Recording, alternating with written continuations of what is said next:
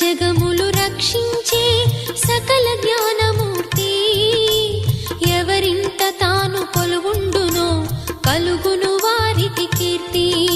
సకల సంపదల మూలము సుమనోహరి లక్ష్మి. శ్రీ చక్రవాసిని మాత శ్రీ విష్ణు ధర్మ పత్ని. తనని నమ్మిన భక్తులకు దరిద్రమును బాపు. కొలిచెడి వనితల కొంగులలో బంగారము నింపు. అష్టలక్ష్ముల రూపున అవతారం దాల్చినది. కష్టములను తొలగించగా భూమిలో వెలసినది.